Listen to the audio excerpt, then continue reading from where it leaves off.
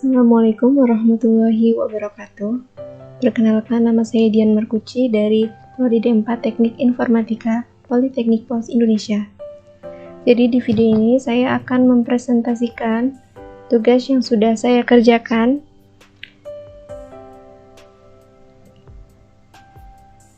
yaitu kecerdasan buatan chapter 1.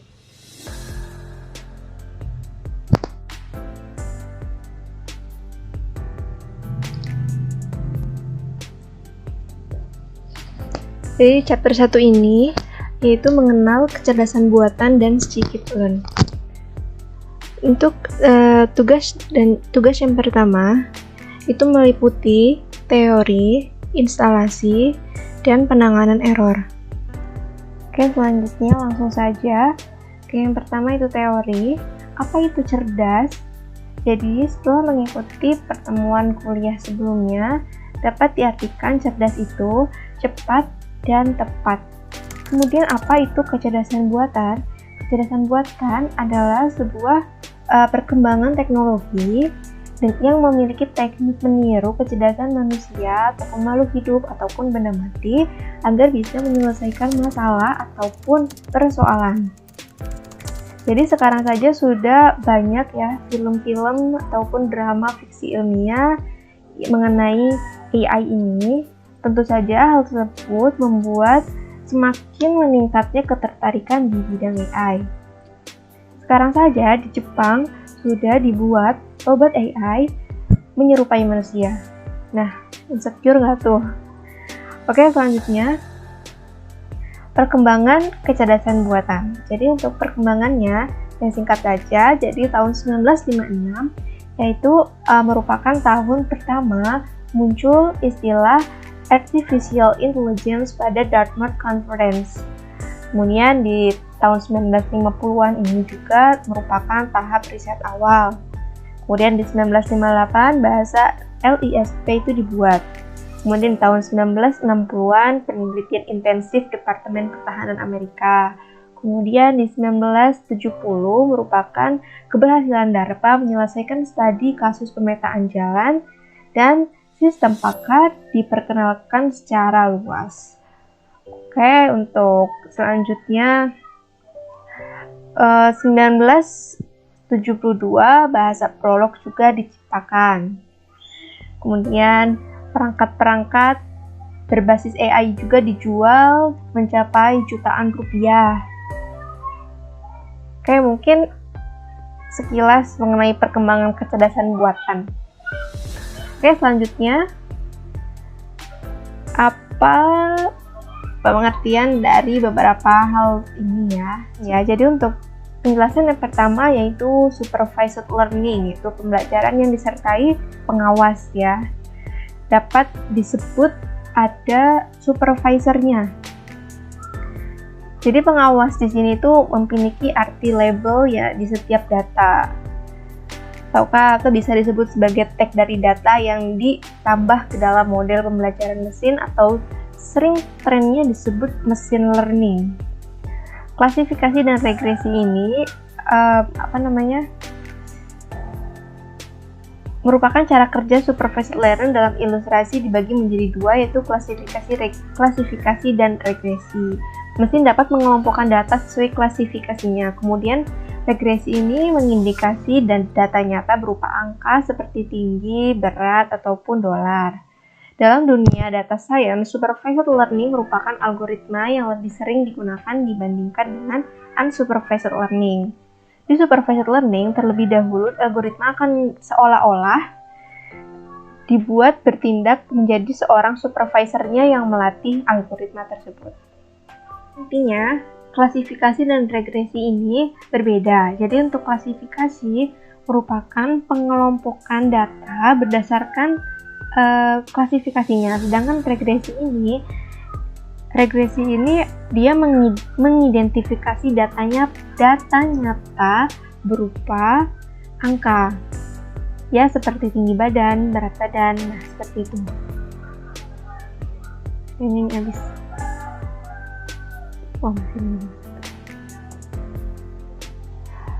Oke, selanjutnya unsupervised learning. Jadi unsupervised learning merupakan suatu pembelajaran tanpa adanya pengawas. Jadi di unsupervised learning tidak menggunakan label untuk prediksi target variabel. Unsupervised learning mengelompokkan dengan kesamaan ataupun kemiripan dari atribut-atribut yang diinputkan. Kemudian apabila atribut dan sifat dari data variabel yang diproses ternyata memiliki kemiripan, maka akan dijadikan satu kelompok atau yang disebut clustering. Maka nantinya akan ada bagian-bagian kelompok cluster.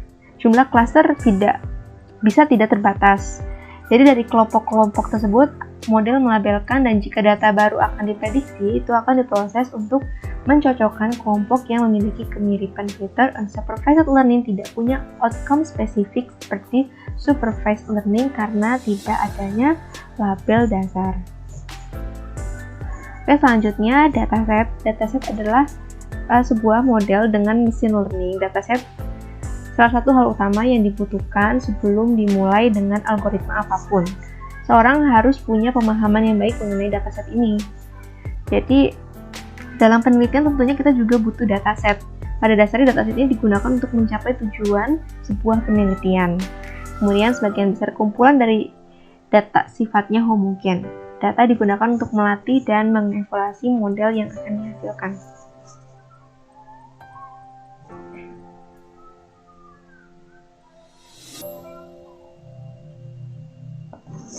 Oke, selanjutnya training set data yang digunakan untuk bisa melakukan klasifikasi ataupun prediksi dengan data training. Maka akan didapatkan sebuah model regresi yang selanjutnya akan digunakan untuk melakukan prediksi. Kemudian testing set berisi unseen example di mana merupakan contoh yang tidak ada di training set. Data ini digunakan untuk menguji kebenaran model. Oke, mungkin cukup sekian untuk teorinya. Saya akan melanjutkan ke bagian instalasi.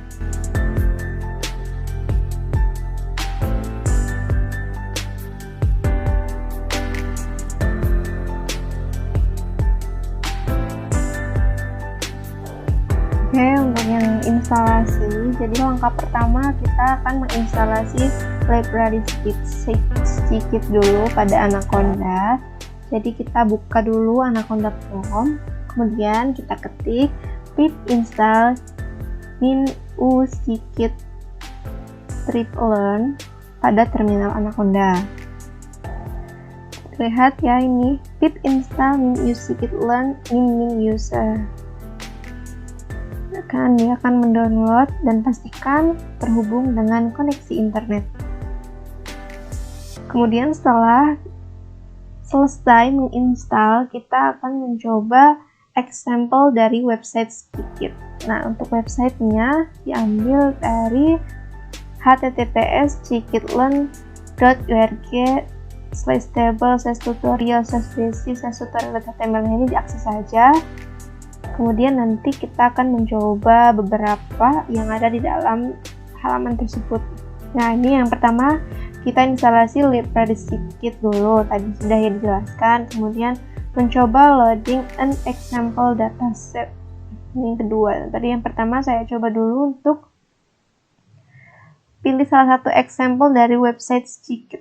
Nah, misalnya saya mengambil dari miscellaneous. Susah ya ngomongnya. Nah, kita akan mengambil dan ambil kodenya, kemudian jalankan. Oke, sebentar, buka dulu Spider. Oke, kita lanjut. Nah, untuk eksekusinya, jadi yang pertama kita ambil example dari website Scikit. Yang pertama kita akan coba jalankan dulu.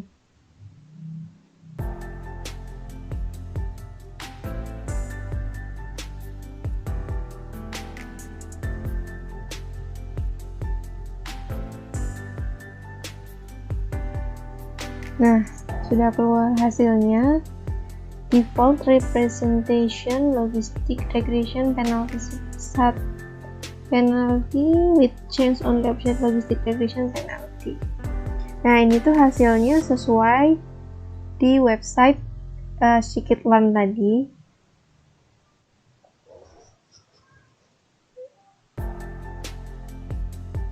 Nah, bisa dilihat ya teman-teman untuk kodenya sendiri seperti ini. Kemudian nanti akan menghasilkan output default representation logistic regression with change on option logistic regression. Nah, sesuai ya teman-teman sama ada hasil ini, hasil run tadi. Oke, kita akan melanjutkan ke berikutnya, yaitu mencoba loading an example dataset, kemudian jalankan kodenya dan lihat hasilnya. Oke, dataset. Run.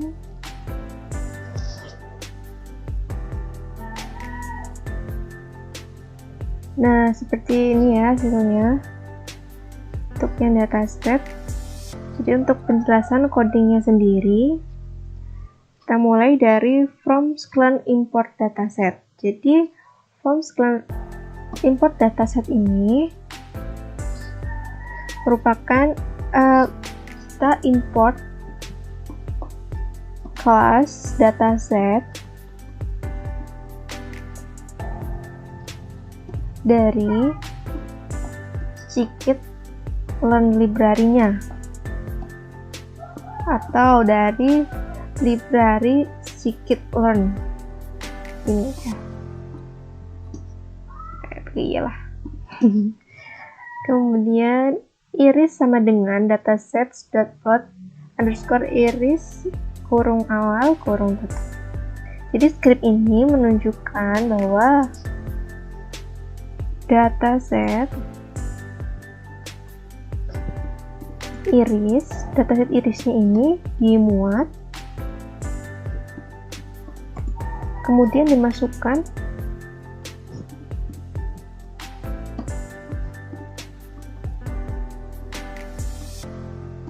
ke variabel bernama iris.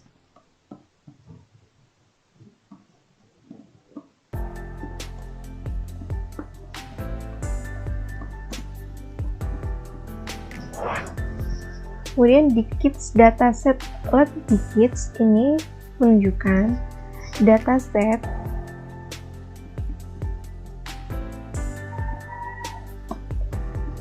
di kitsnya ini dimuat dan dimasukkan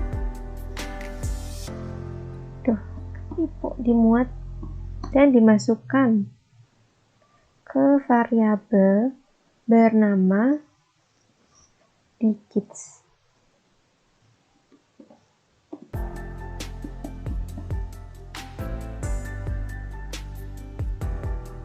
Oke, selanjutnya print digits.data.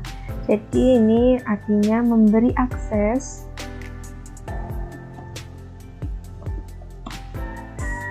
ke fitur yang dipakai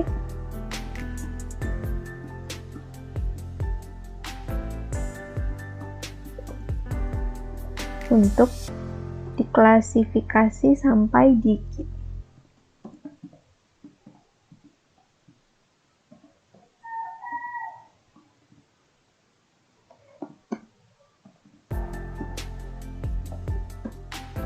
Sampel dikit.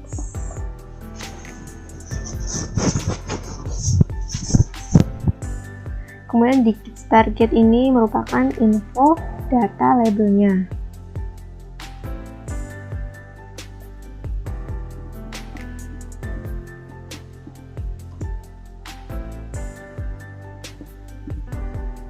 Kemudian dikit.image ini merupakan berupa array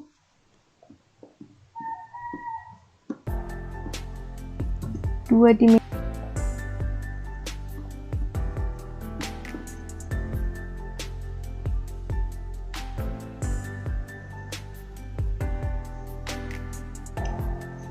Kemudian untuk latihan selanjutnya yaitu learning.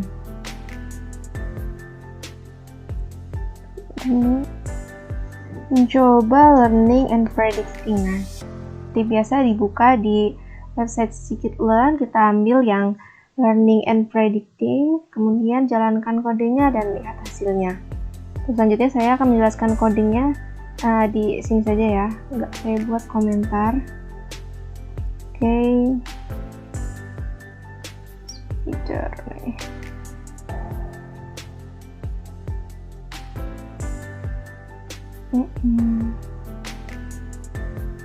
From Sklearn import SVM dikit sama dengan dataset load dikit, CLF sama dengan SVM, SVC, CLFit, print. Oke, kita langsung run saja. Bagaimanakah hasilnya? Oke. Hasilnya 8 ya, teman-teman. Jadi untuk penjelasan codingnya ini, jadi script from Sklearn import SVM ini maksudnya kita akan mengimport kelas SVM dari package Sklearn. Kemudian dikit sama dengan dataset load dikit merupakan dataset dikit akan dimuat dan dimasukkan ke variabel dikit. Kemudian CLF sama dengan SVM.SVC gamma sama dengan 0,001, C sama dengan 100. Ini merupakan CLF ini sebagai estimator atau parameter. Kemudian parameter SVM, kemudian SVC ini SVM.SVC sebagai kelasnya dan gamma sebagai parameter untuk penetapan nilai yang dilakukan secara manual. Kemudian CLF.fit dikit.data dikit target ini, CLF ini sebagai estimator parameter seperti yang di atas. Kemudian fit ini sebagai metodenya. Kemudian dikits.data sebagai item dari ini, kemudian sebagai sintaks Python untuk menampilkan output. Selanjutnya print CLF predict dikits data, CLF sebagai estimator lagi atau parameter. Nah, kemudian predictnya ini sebagai metode lain, dikits.data sebagai item dan menampilkan output. Untuk latihan selanjutnya yaitu mencoba model persistence. Oke, model persistence. 0 ya. 0. Tuh, gimana sih?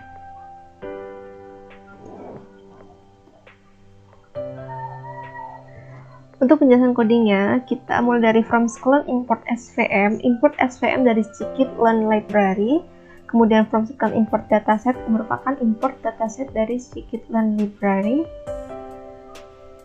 kemudian CLF, tadi CLF sudah diketahui sebagai parameter ya, kemudian SVM.SVC ini maksudnya memanggil kelas SVC dan men-set argumen konstruktor SVC serta ditampung di variabel CLF. Kemudian x,y ini xy dataset load iris return xy sama dengan true meload dataset iris dan dataset yang ditampung di variabel x untuk data dan Y untuk target. Dengan clf.feed x, y memanggil metode feed untuk melakukan training data dan argumen data dan target dari dataset iris. Kemudian import pickle, mengimport pickle, kemudian sama dengan pickle dump.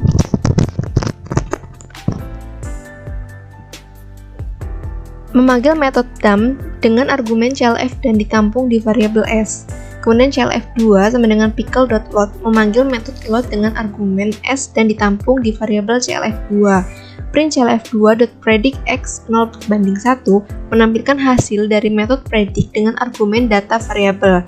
Kemudian from joblib import dump load mengimport dump dan load dari library joblib dump. clf 18995 joblib ini memanggil untuk metode dump dengan argumen clf dan nama file joblibnya. clf3 sama dengan load 1840995 joblib. Nah, untuk filenya ini, file joblib, dia tuh akan terbentuk secara otomatis. Bukan di sini.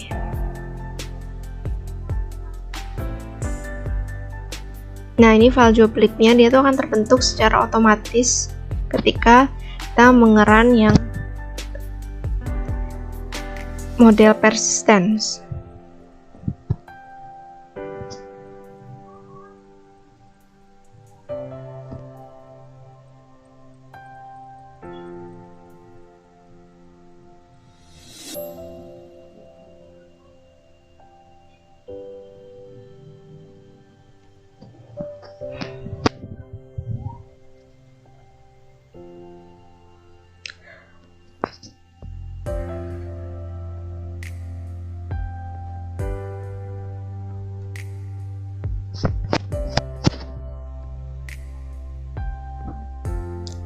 Kemudian selanjutnya kita memanggil metode load dengan argumen nama file joblibnya dan ditampung di variabel clf3.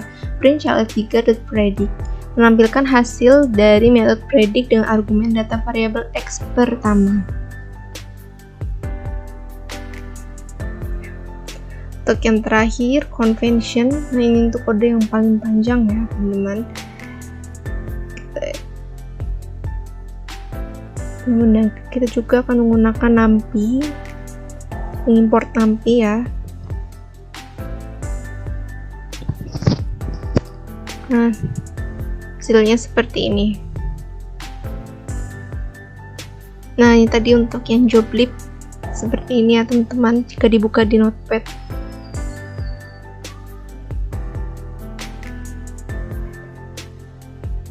Oke, mungkin untuk instalasi dan percobaan-percobaannya seperti itu. Sekarang kita akan masuk ke penanganan error. Jadi setelah menjalankan praktikum ini, beberapa error muncul seperti ini saat pertama kali menginstal pip install use scikit-learn. Ini mengapa merah-merah seperti ini? Koneksinya saya itu tidak stabil pada saat itu. Jadi dipastikan untuk koneksi selalu stabil untuk menjalankan praktikum ini. Kemudian untuk selanjutnya, sebentar diperbesar. Itu masalahnya adalah name error, name pickle is not defined. Jadi kode jenis error ini is not defined. Jadi terlihat juga ini pickle dumps yang tidak terdefinisi pickle ini tidak terdefinisi, jadi sehingga tidak bisa dipanggil. Jadi untuk solusi penanganan errornya, pastikan variabel yang dipanggil itu ada atau tidak typo. Oke, selanjutnya, jadi setelah mengerjakan tugas, kita harus mengumpulkan dengan pull request ke GitHub dengan menggunakan latex pada repo yang dibuat oleh asisten riset. Saya akan menjelaskan. Dan sebelumnya saya sudah membuat rangkuman minggu lalu untuk tutorial push di GitHub.